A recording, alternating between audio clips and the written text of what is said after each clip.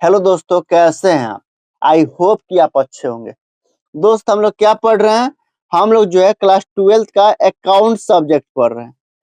और इसके अंदर हम लोग कौन सा चैप्टर पढ़ रहे हैं? अकाउंटिंग रेशियो, जो कल ही शुरू किए हैं। कल ही शुरू किए थे ना। अकाउंटिंग रेशियो में ना दो शब्द है, पहला अकाउंटिंग और दूसरा रेशियो। अकाउंटिंग का मतलब क्या होता है? लेखांकन करना, जो हम पिछले कई सालों से करते हुए आ रहे हैं। लेखांकन करने का मतलब क्या? लिखा पढ़ी करना। और रेशियो का मतलब होता है अनुपात। अनुपात का मतलब होता है भिन्न। भिन्न को ना अंग्रेजी में कहते हैं फ्रैक्शन, जिसे आप अंश बाई हर के रूप में लिख सकते हो। उसे हम क्या कहते हैं? भिन्न कहते हैं। यानी जिसे आप न्यूमरेटर और डिनोमिनेटर में इंडिकेट कर सकते हो, लिख सकते हो, उसे हम क्या कहते हैं? भिन्न कहते हैं। यानी अभी तक हम लोग अकाउंटिंग के अंदर जितना भी लिखा पढ़ी के काम किए हैं, उन सभी को फॉर्मूला यानी सूत्र के आधार पर रेशियो में बदलना क्या कहलाता है? अकाउंटिंग रेशियो कहलाता है। रेशियो मतलब जिसे आप प्योर का मतलब जिसे आप x/y में बदल सकते हो, जिसे आप x परसेंटेज में लिख सकते हो, जिसे आप x टाइम्स में लिख सकते हो, उसको हम क्या कहते हैं? अकाउंटिंग रेशियो में बदलना कहते हैं। घबराने की बिल्कुल जरूरत नहीं। अगर आपको समझ में नहीं आया ना, कोई टेंशन नहीं। जब तक हम लोग प्रैक्टिकल क्वेश्चन नहीं करेंगे ना, आपको लगेगा भैया ये क्या सर क्या समझा रहे हैं। टेंशन लेने की थोड़ा भी जरूरत नहीं है। सॉरी, हम आपको बताए थे कि अकाउंटिंग रेशियो जो होता है ना, वह 4 प्रकार के होता है। यानी there are 4 types of accounting ratio. पहला क्या होता है? लिक्विडिटी रेशियो होता है। लिक्विडिटी रेशियो को ना हम शॉर्ट टर्म लिक्विडिटी या शॉर्ट टर्म सोल्वेंसी भी कहते हैं। और इसके बारे में यानी लिक्विडिटी रेशियो के बारे में हम लोग ऑलरेडी जो है डिस्कस कर चुके हैं, पढ़ चुके हैं। और लिक्विडिटी रेशियो में दो तरह के फॉर्मूला आते हैं। कौन कौन से? एक तो करंट रेशियो निकालना और दूसरा लिक्विडिटी रेशियो निकालना, जिसके बारे में हम लोग लिक्विडिटी रेशियो के साथ ही सीख लिए थे। तो अगर आप वो वीडियो नहीं देखे हैं बाबू, तो मेरा आपसे रिक्वेस्ट है, विनती है कि आप जाके पहले वो वीडियो जरूर देखिएगा। आज हम लोग ना अकाउंटिंग रेशियो में दूसरा अकाउंटिंग रेशियो यानी सोल्वेंसी रेशियो के बारे में पढ़ेंगे। सोल्वेंसी रेशियो को लॉन्ग टर्म सोल्वेंसी भी कहते हैं या लॉन्ग टर्म लिक्विडिटी भी कहते हैं। सोल्वेंसी रेशियो से क्या पता चलता है? क्या होता है सोल्वेंसी रेशियो? देखिए, सोल्वेंसी रेशियो से यह पता चलता है कि कंपनी जो है लंबे समय का कर्ज चुका सकती है या फिर नहीं चुका सकती है। ठीक है। और इसके अंदर सोल्वेंसी रेशियो के अंदर 1, 2, 3, 4, 5 कम से कम 5 फॉर्मूला को हम लोग देखेंगे। पहला है डेट इक्विटी रेशियो के बारे में देखेंगे। ये सब फॉर्मूला जो है ना, आपको एक बार रटना पड़ेगा। अगर रट नहीं पाते हैं ना, तो एक बार आप समझिएगा। मैं वैसे तो समझाऊंगा आपको, लेकिन आप भी अपने दिमाग से ना समझने की कोशिश करिएगा। पहला होता है डेट इक्विटी रेशियो। ये सब सोल्वेंसी रेशियो के ही पार्ट है और सोल्वेंसी रेशियो को प्योर फॉर्म में शो करते हैं। दूसरा, टोटल एसेट डेट रेशियो के बारे में पढ़ेंगे। तीसरा, प्रोप्राइटरी रेशियो के बारे में देखेंगे। चौथा जो है इंटरेस्ट कवरेज रेशियो के बारे में पढ़ेंगे। और पांचवा, debt to capital employed ratio के बारे में पढ़ेंगे। तो चलिए एक एक करके फॉर्मूला को देखते हैं और फिर हम लोग प्रैक्टिकल क्वेश्चन आज नहीं, 1-2 दिन के बाद खत्म करेंगे, मतलब शुरू करेंगे। पहला जो है डेट इक्विटी रेशियो। अब इसमें लिखा है डेट है, इक्विटी है, तो इसका फॉर्मूला होता है debt by equity. Debt equity ratio बराबर डेट बाई इक्विटी। और डेट को ना हम नॉन करेंट लायबिलिटीज को डेट कहते हैं। ये लॉन्ग टर्म डेट, कहीं कहीं आप डेट ना लिख के पता है क्या लिखा होगा? वहां पे लिखा होगा नॉन करेंट लायबिलिटीज, ये लॉन्ग टर्म डेट या बोरोइंग, तो उसका मतलब ही डेट ही होता है। तो डेट बाई इक्विटी। और इक्विटी को शेयर होल्डर्स फंड भी बोलते हैं। ठीक है, अभी देखेंगे शेयर होल्डर्स फंड के अंदर क्या क्या आता है। या डेट बराबर क्या हो सकता है? डेट बराबर लॉन्ग टर्म बोरिंग, जो नॉन करेंट लायबिलिटी होता है ना, जो लंबे समय के लिए अगर कंपनी उधार लिया, उसको हम कहते हैं long term borrowing. Long term borrowing plus long term provision को plus other non current liabilities को जब हम जोड़ते हैं ना, तो क्या बनता है? डेट बनता है। या डेट बराबर क्या होता है? Total debts. टोटल डेट्स का मतलब क्या है? टोटल डेट्स का मतलब होता है कि जो नॉन करेंट लायबिलिटीज है ना, plus current liabilities. Long term liabilities को हम लॉन्ग टर्म डेट भी बोलते हैं या लॉन्ग टर्म बोरोइंग बोलते हैं, और करंट लायबिलिटीज को हम शॉर्ट टर्म डेट या शॉर्ट टर्म बोरोइंग्स बोलते हैं। तो टोटल डेट्स में से टोटल डेट्स क्या होता है? टोटल डेट्स का मतलब होता है non current liabilities plus current liabilities. तो टोटल डेट्स यानी टोटल डेट्स में से अगर हम करंट लायबिलिटीज को भी माइनस कर देते हैं ना, तब भी हमारा डेट निकल जाएगा। डेट का मतलब क्या? वही नॉन करंट लायबिलिटी या लॉन्ग टर्म डेट पता करना। दूसरा, या आप ऐसे भी कर सकते हो, डेट बराबर कैपिटल एम्प्लॉयड में से अगर आप इक्विटी मतलब शेयर होल्डर फंड को माइनस कर देते हो ना, तब भी आपका डेट मालूम चल जाएगा। और कैपिटल एम्प्लॉयड बराबर क्या होता है? तो शेयर होल्डर्स फंड, जो इक्विटी है ना, इक्विटी का ये या शेयर होल्डर्स फंड का ये, इक्विटी में या शेयर होल्डर फंड का ये, तो इक्विटी में से equity plus non current liabilities, non current liabilities को क्या बोलते हैं? डेट भी बोलते हैं या लॉन्ग टर्म डेट बोलते हैं। तो कैपिटल एम्प्लॉयड बराबर क्या होता है? Equity plus non current liability. तो अगर कैपिटल एम्प्लॉयड में से अगर हम इक्विटी माइनस कर देते हैं ना, तब भी हमारा डेट मालूम चल जाएगा। ठीक है। इक्विटी या शेयर होल्डर्स फंड बराबर क्या होता है? मतलब शेयर कैपिटल में क्या क्या आता है? इक्विटी शेयर कैपिटल भी आ जाएगा और प्रेफरेंस शेयर कैपिटल भी आ जाएगा। तो शेयर कैपिटल में अगर हम रिजर्व एंड सरप्लस को दोनों जोड़ के, share capital plus reserve and surplus के जोड़ को हम क्या बोलते हैं? इक्विटी या शेयर होल्डर्स फंड बोलते हैं। और डेट इक्विटी रेशियो को हमेशा प्योर फॉर्म में दिखाते हैं, और इसका आइडियल रेशियो जो होता है, आइडियल रेशियो कितना होता है? 2:1। आइडियल का मतलब होता है कि इतना पे रहेगा ना तो मतलब ठीक ठाक माना जाएगा, इससे कम होगा ना तो माना जाएगा भाई थोड़ा सा गड़बड़ है, कुछ मामला गड़बड़ है। ठीक है, ठीक है। डेट इक्विटी समझ में आया, रेशियो समझ में आया, कोई दिक्कत नहीं। समझ में आएगा तो हम बैलेंस शीट के मतलब बैलेंस शीट को आपको बैलेंस शीट दिखाऊंगा और वहां भी एक बार समझाने की कोशिश करूंगा। पहला डेट इक्विटी रेशियो देख लिया हम लोग। दूसरा हम लोग देखेंगे total asset to debt ratio में। ये सब सोल्वेंसी रेशियो का ही अंदर पढ़ना है। तो देखिए, total asset to debt ratio बराबर क्या होता है? Total asset to debt ratio बराबर होता है टोटल एसेट बट्टर डेट्स। और डेट्स के बारे में हम लोग ऑलरेडी वहां पे डिस्कस कर चुके हैं। अब हम टोटल एसेट देख लेते हैं। टोटल एसेट बराबर क्या होता है? तो नॉन करेंट एसेट में अगर करेंट एसेट को जोड़ते हैं ना तो टोटल एसेट निकल जाएगा। और नॉन करेंट एसेट क्या होता है भैया? हम ऑलरेडी कल के वीडियो में हम करेंट एसेट के पूरा डिटेल में समझाए थे हम। ठीक है ना, उसके अंदर कौन कौन से आइटम्स आते हैं वो भी लिखवाए थे, तो उसको एक बार आप जाकर चेक कर लीजिएगा। आज हम दिखाते हैं नॉन करेंट एसेट में क्या क्या आता है। नॉन करेंट एसेट में फिक्स एसेट आता है। फिक्स एसेट में टेंजेबल भी होता है, इनटेंजेबल भी होता है। टेंजेबल मतलब जिसे आप छू सकते हो, इनटेंजेबल में जिसे आप नहीं छू सकते हो, जैसे कि कॉपीराइट, ट्रेड नेम, ब्रांड, ये सब क्या इनटेंजेबल है। और मशीन, बिल्डिंग क्या टेंजेबल एसेट है। तो fix asset, non current investment भी नॉन करेंट एसेट का पार्ट है।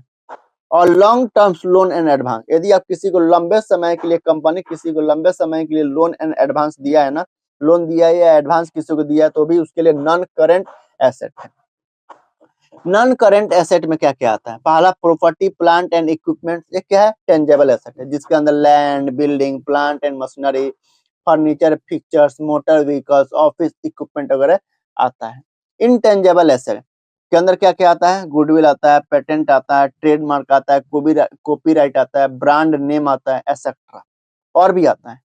लॉन्ग टर्म इन्वेस्टमेंट्स का मतलब क्या? दीर्घकालीन निवेश, मतलब जहां पे आप लंबे समय के लिए कहीं इन्वेस्ट किए हैं ना, उसको हम कहते हैं लॉन्ग टर्म्स इन्वेस्टमेंट। इसके अंदर क्या क्या आता है वो देख लीजिए। इन्वेस्टमेंट्स इन शेयर, अगर आप शेयर में इन्वेस्टमेंट किए हैं। इन्वेस्टमेंट इन डिबेंचर, यदि आपने डिबेंचर में पैसा इन्वेस्ट किए हैं तो सब क्या है?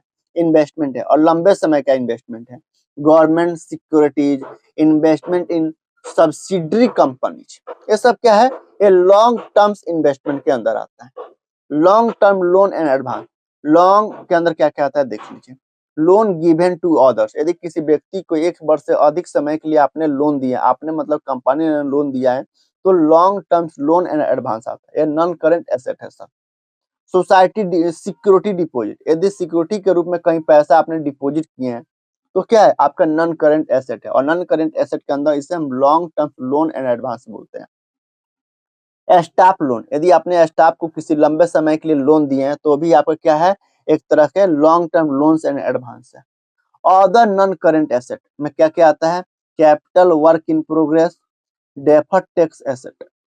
करंट एसेट में क्या आता है? करंट एसेट में वही आपका सन्डी डेटर हो गया, बिल्स रिसीवेबल हो गया, एडवांस रिसीव हो गया, मतलब एडवांस गिवन हो गया छोटे समय के लिए, ये सब क्या है? करंट एसेट होता है। इन्वेंट्री भी आता है। लेकिन जब हम पीछे हम जब करंट एसेट बताए थे ना करंट रेशियो के समय पे, तो उस समय हम करंट एसेट में क्या किए थे?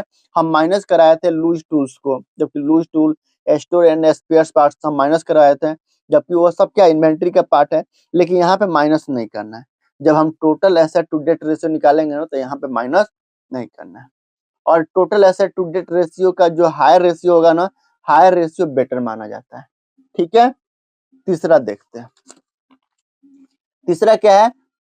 टोटल एसेट बराबर क्या होता है? टोटल एसेट बराबर ये भी होता है शेयर होल्डर्स फंड, जो इक्विटी होता है, share holder fund plus non current asset और नॉन टोटल एसेट। हाँ, मतलब लायबिलिटी पार्ट के इधर ले लीजिए। जब बैलेंस शीट बनाते हैं ना तो एक साइड में हम एसेट लिखते हैं और दूसरे साइड में लायबिलिटी लिखते हैं। तो टोटल एसेट बराबर टोटल लायबिलिटी होता है, तो टोटल एसेट बराबर टोटल लायबिलिटी लिख लीजिए। और टोटल लायबिलिटी में क्या क्या आता है? तो शेयर होल्डर्स फंड आ जाएगा, नॉन करेंट लायबिलिटी आ जाएगा और करेंट लायबिलिटी भी आ जाएगा। ठीक है, तीसरा देखते हैं प्रोप्राइटरी रेशियो। प्रोप्राइटरी रेशियो का मतलब होता है, मतलब प्रोप्राइटरी रेशियो का फॉर्मूला क्या होता है? Share holders fund. अब शेयर होल्डर्स फंड कह लीजिए या प्रोप्राइटरी फंड कह लीजिए या इक्विटी कह लीजिए, यानी मालिक का कितना पैसा लगा है। ठीक है, तो share holders fund but total asset. और शेयर होल्डर फंड्स में क्या क्या आता है? वही share capital plus reserve and surplus, जिसे हम प्रोप्राइटरी फंड भी बोलते हैं, इक्विटी भी बोलते हैं। और प्रोप्राइटरी रेशियो में अगर हायर रेशियो आता है ना तो बेटर माना जाता है। डी नंबर देख लेते हैं। डी का क्या नाम था? Interest coverage ratio. Interest coverage ratio का फॉर्मूला क्या होता है? Net profit before interest and tax. मतलब नेट प्रॉफिट कब निकालते हैं? जब हम फाइनल अकाउंट बनाते हैं ना, तो ट्रेडिंग अकाउंट बनाते हैं, प्रॉफिट एंड लॉस अकाउंट बनाते हैं। तो प्रॉफिट एंड लॉस अकाउंट में जितने भी इनडायरेक्ट एक्सपेंसेस होता है सभी को माइनस करते हैं। तो मतलब इंटरेस्ट भी इनडायरेक्ट एक्सपेंस है और टैक्स भी इनडायरेक्ट एक्सपेंस है। तो इसको माइनस करने के बाद नेट प्रॉफिट आता है। लेकिन यहाँ पर नेट प्रॉफिट कब लेना है? Net before interest and tax.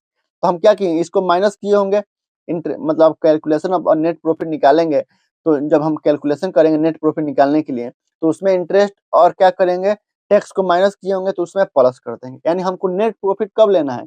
मतलब सब चीज माइनस कर दीजिए, लेकिन दो चीज माइनस मत करिएगा, इंटरेस्ट एंड टैक्स। बट्टा क्या करते हैं? Interest on long term date. यदि आप नॉन करेंट लायबिलिटी पे अगर आप इंटरेस्ट पे कर रहे हैं ना, लॉन्ग टर्म डेट, लंबे समय के लिए आपने लोन लिए हैं और उस पर आप इंटरेस्ट पे कर रहे हैं, तो वो लेंगे interest on long term date. Long term date पे हम इंटरेस्ट लेंगे।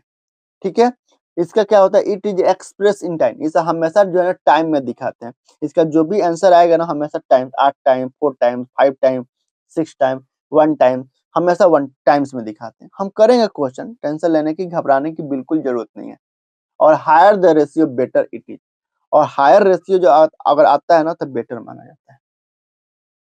और profit before tax, net profit है ना, प्रॉफिट बिफोर टैक्स बराबर क्या होता है? तो एक ट्रिक है, मतलब लिख लीजिएगा कहीं, प्रॉफिट आफ्टर टैक्स बटा 100% माइनस टैक्स परसेंट, या पीएटी यानी प्रॉफिट आफ्टर टैक्स बटा 100 माइनस टैक्स। पीबीटी का मतलब क्या होता है? Profit before tax. और पीएटी का मतलब होता है प्रॉफिट आफ्टर टैक्स। एक और है, उसका क्या नाम है? Debt to capital employed ratio. Debt to capital employed ratio कैसे निकालेंगे? तो नॉन करेंट लायबिलिटीज बट कैपिटल एम्प्लॉयड।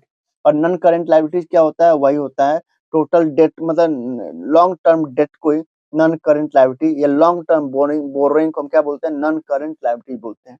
और कैपिटल एम्प्लॉयड का मतलब क्या है? कैपिटल एम्प्लॉयड का मतलब होता है share holders fund plus reserve and such, मतलब share holders fund plus non current liabilities को हम क्या बोलते हैं? कैपिटल एम्प्लॉयड बोलते हैं। या कैपिटल एम्प्लॉयड बराबर ये भी ले सकते हैं कि टोटल एसेट में से अगर हम करेंट लायबिलिटीज को माइनस कर देंगे ना, टोटल एसेट में से अगर हम करेंट लायबिलिटीज को माइनस कर देंगे तो कैपिटल एम्प्लॉयड निकल जाएगा। लेकिन टोटल एसेट में से आपको फिक्टिशियस एसेट को नहीं लेना है, एग्जिस्टिंग गुडविल अगर है तो नहीं लेना है, और नॉन ट्रेड इन्वेस्टमेंट नहीं लेना है। हम क्वेश्चन टू क्वेश्चन देखेंगे। ठीक है, इसको आप एक बार मतलब लिखिएगा और लिखने के बाद एक बार जरूर नोट बनाइएगा, ठीक है। अब टोटल डेट बराबर क्या होता है, वहीं पे बताया था ना, टोटल डेट बराबर क्या होता है, नॉन करेंट लायबिलिटीज, और करेंट लायबिलिटीज को जब जोड़िएगा ना तो टोटल डेट निकल जाएगा। और debt to capital employed ratio को हमेशा प्योर फॉर्म में शो करते हैं, और लोअर द रेशियो जो है ना बेटर माना जाता है, इसमें लोअर रेशियो जो है ना बेटर माना जाता है, ठीक है। चलिए अब एक ना बैलेंस शीट बनाए उसको देख लेते हैं। ये रहा बैलेंस शीट। बैलेंस शीट ऐसे बनाते हैं ना, इधर लिखते हैं फिक्स एसेट, फिर नॉन करेंट इन्वेस्टमेंट, फिर करेंट एसेट, ऐसे लिखते हैं ना। और इधर क्या लिखते हैं, लायबिलिटी साइड में इक्विटी, इक्विटी को हम क्या बोलते हैं, कैपिटल भी बोलते हैं। और दूसरा नॉन करेंट लायबिलिटीज लिखते हैं, नॉन करेंट लायबिलिटी को हम डेट भी बोलते हैं, या लॉन्ग टर्म बोरिंग या लॉन्ग टर्म डेट बोलते हैं। और तीसरा क्या लिखते हैं इधर नीचे, करेंट लायबिलिटी यानी शॉर्ट टर्म डेट। तो ये इक्विटी यानी कैपिटल और ये जो नॉन करेंट लायबिलिटी है जिसे हम लॉन्ग टर्म डेट भी बोलते हैं, इन दोनों को जोड़िएगा ना तो उसको हम बोलते हैं कैपिटल एम्प्लॉयड। कैपिटल एम्प्लॉयड बराबर क्या होता है, शेयर होल्डर्स फंड जिसे हम इक्विटी बोलते हैं, इक्विटी मतलब कैपिटल।